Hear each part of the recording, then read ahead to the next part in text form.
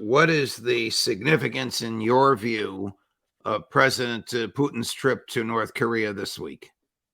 He changed the world.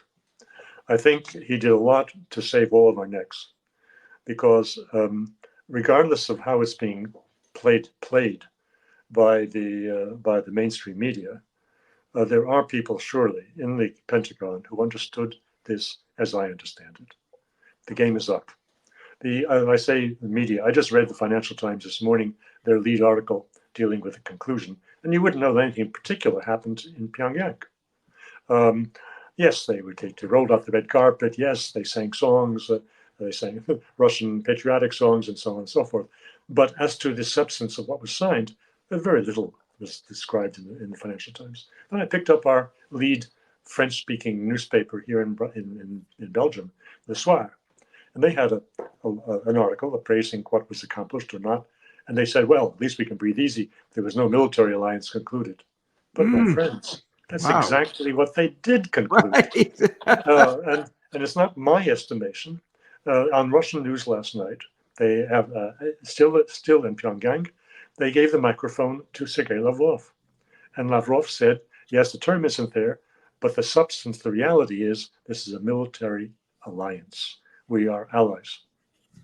End of story.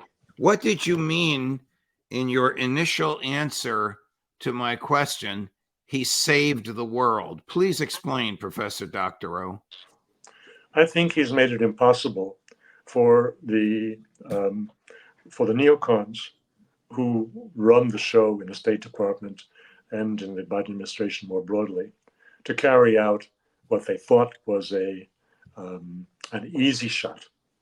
They have got the Russians in a corner, and the corner is in the southwest, in the western part of Europe. Russia is in a morass, that it will be stuck in that morass for years to come, and the United States can proceed with its preferred scenario of how to maintain its global dominance by taming the Chinese. That scenario you can put paid to.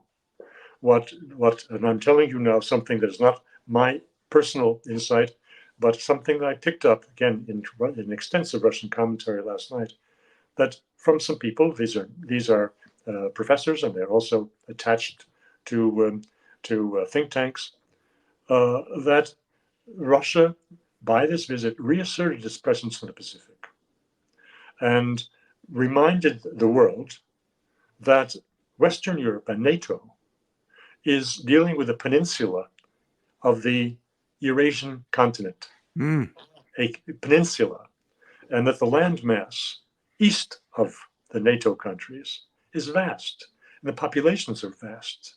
1.5 billion in India, 1.4 billion in China, and so forth. And they put the whole thing, what the Americans have been cooking up for the whole Biden administration and before, in its proper perspective, as kind of petty,